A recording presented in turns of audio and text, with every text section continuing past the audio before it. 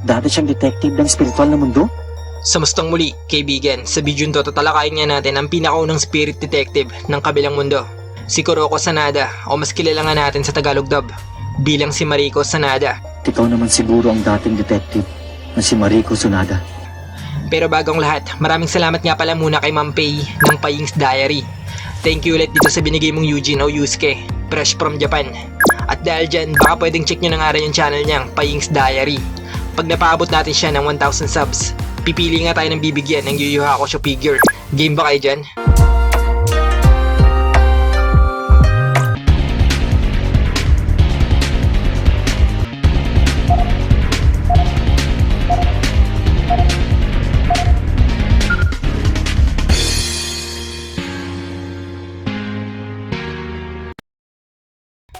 So yun nga, dito na nga tayo sa topic natin para sa linggong to. Ang kauna-unahang detective ng spiritual na mundo na si Mariko Sanada. Sino naman siya, Master Jeremiah? Siya ay dating detective ng spiritual na mundo. Bale ayon sa isang article, kinumpirma nga ng manunulat na si Yushiro Togashi na itong si Mariko Sanada o Kuroko Sato ang pinakaunang detective na na-assign sa Ningenkai o mundo ng mga tao. At sa loob ng 6 na taon niyang pagiging detective, meron nga raw siyang naresolbang mahigit sa 10 mga kaso bago siya nakapangasawa at nagretiro. Nagpa siya kung mabuhay na umiibig kasi sa mundo ng galit at puot. Ayon din sa kaparehong article, ang mga ninuno nga raw nitong si Mariko Sanada ay mga Omyoji. Basically, ang mga Omyoji ay may alin tulad sa mga tinatawag na babaylan. Bukod sa likas na malakas ang spiritual na kapangyarihan nila, may kakayahan rin sila makapag-usap sa mga kaluluwa at makita ang mga magaganap sa hinaharap. At dahil dun, ayon sa kasaysayan, madalas nga silang kinukonsulta ng mga sinaunang namumuno sa bansang Japan. Dahil na rin siguro sa pamilyang pinagmulan ni Mariko, bata pa nga lang, alam na niyang hindi siya ordinaryong tao. At dahil nga dun, sa edad na 14 ay naitalaga na nga siya ng spiritual na mundo bilang kauna-unahang spirit detective. Isang posisyon na ang pangunahing gawain nga ay ang ayusin ang mga problema sa mundo ng mga tao na may kinalaman sa masasamang kaluluwa at mga halimaw. Nung mga unang araw niya bilang detective, itong si Mariko nga raw ay bansot at may kabigatan ng timbang. Hindi naman naging hadlang yon sa pagiging detective niya, kaya't nagpatuloy nga siya sa pagtitraining hanggang sa unti-unti nilang siyang pumayat sa paglipas ng panahon. Bagamat hindi na nga mataba matapos ang 3 taon, halos pareho pa rin daw ang timbang niya noong nagsisimula siya. At yun nga ay dahil habang nababawasan ng mga taba niya sa katawan, sinabayan din yun ng bigla niyang pagtangkad. Napakalaki nga ng pinagbago ng itsura niya na maski si Eugene ay di makapaniwalang siya yung matabang bata na nasa larawan. Ikaw ba to? Bagamat walang masyadong impormasyon tungkol sa mga naging misyon niya bilang detective, masasabing si Mariko ay may aalin tulad kay Sensui bago ito nalagaw ng landas. Kagaya ng batang Sensui, may paniniwala rin siyang ang lahat ng halimaw ay masasama, kaya't ang mga tao lamang ang kailangan nilang protektahan. Ang malaking pinagkaiba nga lang niya kina Sensui at Eugene ay maaaring hindi niya nasaksiyan ang kasamaang ginagawa ng mga tao laban sa mga halimaw. At dahil dun, nagretiro nga siyang hindi nagbabago ang pananaw na ang bawat halimaw ay walang gagawing mabuti. Isa nga yun sa mga dahilan kung bakit hindi niya nga masikmurang marinig ang pag-uusap nila Eugene at Tokushin patungkol sa pagkain ng mga halimaw sa mga tao. Ngayon tingin ko ay delikado ka. Hindi ko yata kayang magtiwala sa'yo. Sa katunayan, ganun nga rin mismo ang paniniwalang ipinasa niya sa kanyang 2 anak.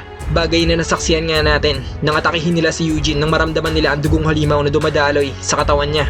Ayaw niyo talagang tumigil sa pagsunod sa nanay ko, no? Halimaw ka! At yun, dahil siya nga kauna-unahang itinalagang detective ng kabilang mundo, gaano nga kaya siya kalakas? Sa totoo lang, hindi talaga natin masasagot ng eksakto ang katanungang to. Lalo na't hindi naman talaga ipinakita yung mga nagawa niya bilang detective. Hindi rin siya ipinakitang lumaban at kung anong klase ng kapangyarihan ang meron siya.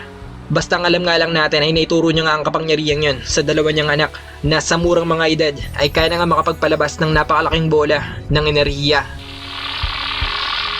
Spirit World Circle! Bagamat malaki ang posibilidad na malayo ang agwat ng lakas ni Sensui sa kanya, maaaring may tinatago rin siyang malakas na enerhiya na hindi niya pa nga nagagamit kahit kailan. Hindi naman siguro siya kakausapin ng spiritual na mundo para utusan na iligpit si Eugene kung wala siyang itinatagong lakas at kakayahan para magawa niyo ng paraan. Kailangang tapusin mo si Eugene. Nagbitiw na ako bilang detective ng spiritual na mundo. Pero yun nga, dahil tapos na nga ang series at dahil 2 chapter nga lang sa manga siya pinakita, marahil hindi na nga natin kailanman malalaman ang tunay na kayang gawin ng kauna-unahang spirit detective sa Ghost Fighter. Basta ang alam nga lang natin ay nung kabataan niya, kamukha siya ng kapatid ni Killua na si Miloki. Ano sa palagay mo?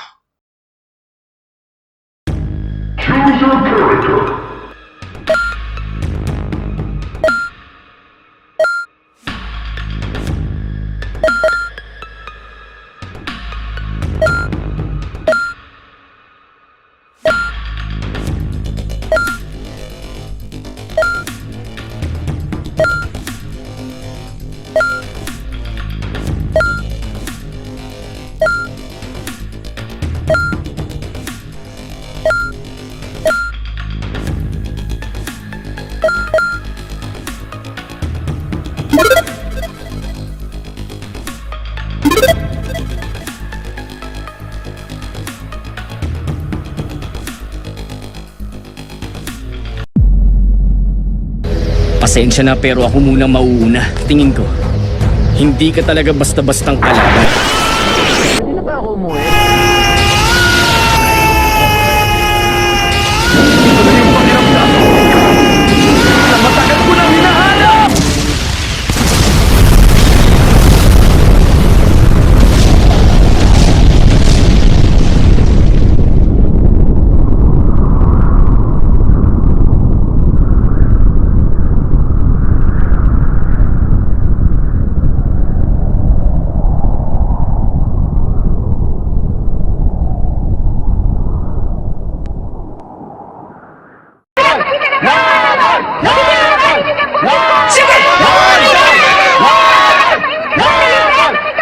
Alam mo ba kung ano ginagawa mo, Reka? Ano bang problema? Kaming dalawa naman ang maglalaban, hindi kayo! Anong plano niya? Hindi naman siya siguro seryoso sa paglaban kay Eugene. Sige na, umakyat ka na rito! Pilyo to ah! Magpapasya akong tapusin ka o hindi. Matapos marinig ka sasabihin mo ngayon. May tungkulin ako bilang ninja sa aking prinsesa. Kahit pa paano may sinasabi rin palang matino yan si Reka. Isang suntok lang. Yun lang ang kailangan ko. Sana'y ako mabuti bilang paghahanda sa ating paghaharap. Tapos yun pala iinsultuin mo lang ako. Mukhang matinding pagsubok ang dinaanan niya. Mag-uumpisa na ang bahagi ng palarong ito! Simulan na! Tingnan natin! Umpisa na to! Ang daldal mo naman! Ako ang pinakamagaling na ninja! Flame Dragons! Hindi! Mga paputok lang yan ni Reka! Huli ka ngayon! Nasaan ka? Flame Dragon! Humura! O ano, bilib ka na ba ngayon sa kaya kong gawin? Walang kwenta ang paraan mo.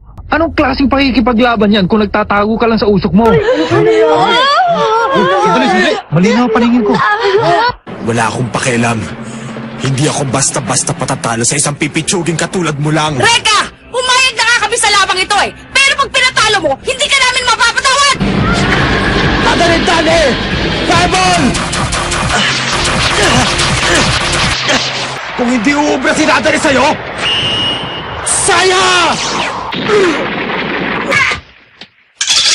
Eugene! Manda ka! Spirit Shotgun! Mando ka!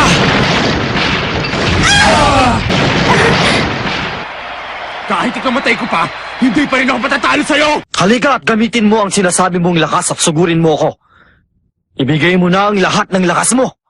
Handa sila sa kilit ng bawat isa. Tinitingnan nila ang bawat isa ng mabuti. At ngayon si Eugene ay nag-uumpisa ng ipunin ang enerhiya niya sa kanyang kanang kamay. Gagamitin na niya! Gagamitin na niya ang Reagan niya! Raygun! Flame Power! Aba, lakas laban sa lakas! Labanan ka!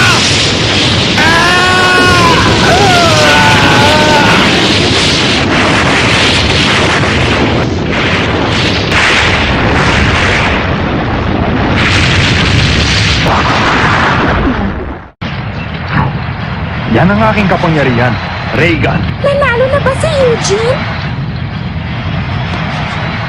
Okay yun na. Ibang klase. Nagbibiro ka ba? Hindi ako makapaniwala na ang dali-dali mo palang lokohin. Wala man lang siya natamong sugat? Hindi siya naapektuhan! Wala siyang paso o galo sa katawan niya! Yan ang aking illusion flame dragon. Si Rui ang Katanashi. Nililin lang nito ang kalaban upang hindi niya matuntun kung nasa ang totoong gumagawa nito. Setsuna!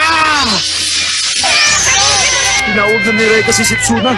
Pikit na sabi! Eh kung ayoko. Hindi ko sasayangin ang lakas ko sa'yo nang hindi ako nakakasinta! Ang bilis niya! Nawala siya!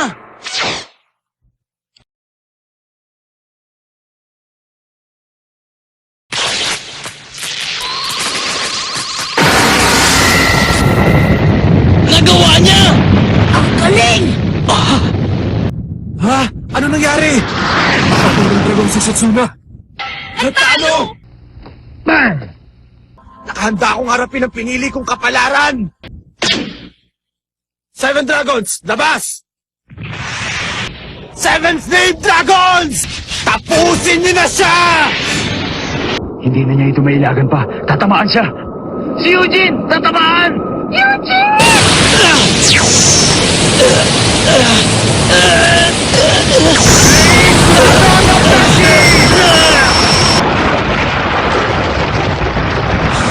Hindi ko dapat ibinigay kay Eugene ang laban na ito. Hindi dapat.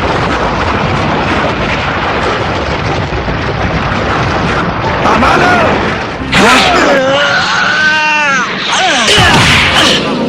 Imposible!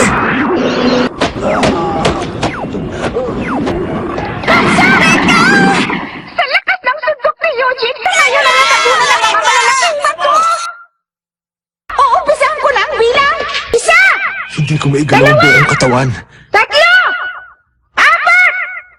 5, Ano bang nangyayari? 6, 7, Patay na ba ako? 8, 9, 10! Panalo si Eugene! Ha? Ha? Sinubukan kong maging maingat hanggat maaari. Kag!